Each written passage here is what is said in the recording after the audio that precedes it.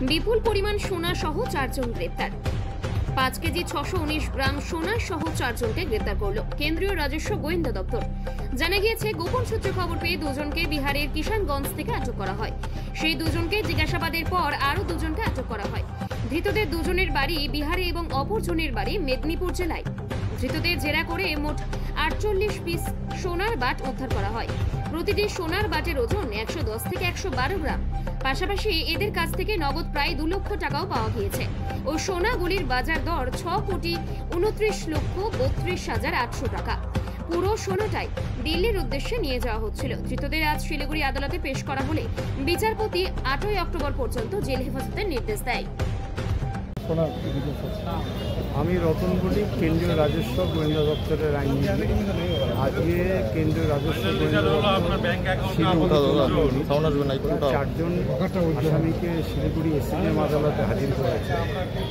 এই 4 জনের বিরুদ্ধে অভিযোগ হচ্ছে। 4 জনের মধ্যে প্রথম 2 জন অর্থাৎ পঙ্কজ কুমার এবং সুরজ কুমার, এই 2 জনকে গোপন সূত্রে খবরের ভিত্তিতে গতকাল বিকেলের দিকে আমাদের ওই ডাঙ্গি বস্তি road Kishanganj R K. Saha women's college আছে, আর.কে. সাহা উমেন্স কলেজের সামনে থেকে এই 2 জনকে ইন্টারসেপ্ট করে এবং যেটা সূত্রে খবর ছিল তাতে এরা বাংলাদেশ থেকে যে বিদেশি সোনা ঢুকেছে এই সোনা দিল্লি নিয়ে যাবে।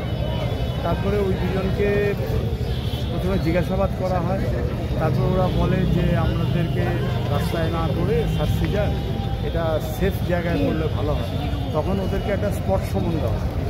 এরপরে জিজ্ঞাসাবাদে ওরা বলে যে আমরা এই সোনাগুলো যেখান থেকে পেয়েছি তাদের নামগুলো বলে এবং দিয়ে ওই আর.কে.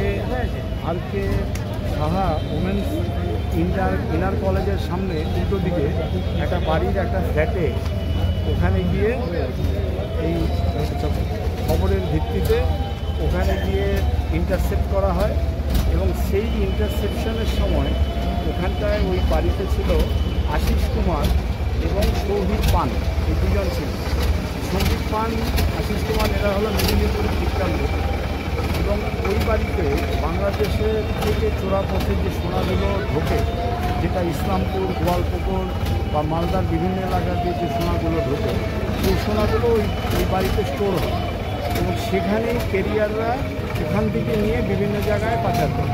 তার মধ্যে দিল্লিটাই মেন টার্গেট, দিল্লি পাটনা ওই সাইডটায় পাচার করে এবং সেই প্রথমে যে এই বাড়ির থেকে উদ্ধার হয় হচ্ছে 3 কিলো 145 গ্রাম সোনা, অর্থাৎ 13 পিস। আর প্রথম যে 2 জন সেই 2 জনকে নিয়ে আসা হয় শিলিগুড়ি কলেজপাড়া অফিসে, সেখানে সার্চিজার করা হয়। তাতে একজনের কাছে 13 পিস, একজনের কাছে 14 পিস, মোট 27 পিস। 27 এবং 21 পিস হচ্ছে বাড়িতে পেয়েছে। এই 27 আর 21 টোটাল 48 পিস সোনা রিকভারি হয়। যে সোনার এক একটার ওজন হচ্ছে 110 থেকে 112 গ্রাম ওজন এবং প্রত্যেকটা সোনাতেই বিদেশি মার্কিং আছে, আমেরিকা এবং ব্রিটেনের বিভিন্ন কান্ট্রি, এবং প্রত্যেকটাতেই মেনশন করা 24 ক্যারেট পিওর গোল্ড। তারপর এই টোটাল সোনাটা ওজন করা হয়, একজন গোল্ডস্মিথকে ডাকা হয়।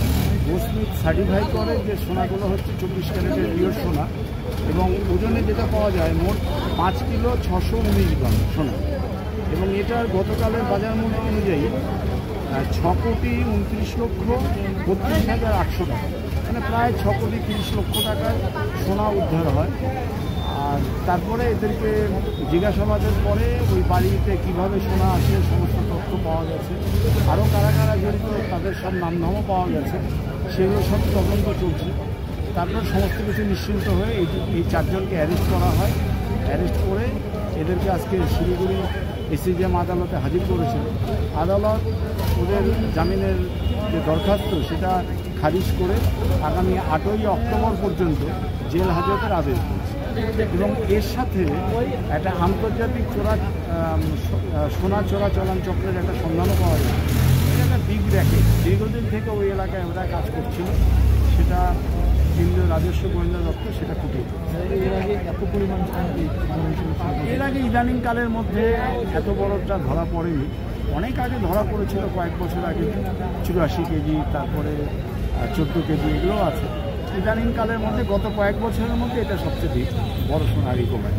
কোথা থেকে কোথায় নিয়ে যাচ্ছিল এটা এই সোনাগুলো ওরা সম্পর্কক্রান্তি এক্সপ্রেস, মানে যে টাইমিংসটা, ওই টাইমে দিল্লিগামী দুটো ট্রেন ওই দিক দিয়ে যায়, সেই ট্রেনে যাওয়াই ওদের ছিল টার্গেট, দিল্লিতে যাওয়ার টার্গেট। প্রথম দুজনে বাড়ি কথা প্রথম দুজনের যে নাম বললাম, পঙ্কজ কুমার আর সুরজ কুমার, এরা ওই দিককারই লোক, ওই কিষানগঞ্জ, ইসলামপুর ওই দিককারই লোক। ঠিক আছে।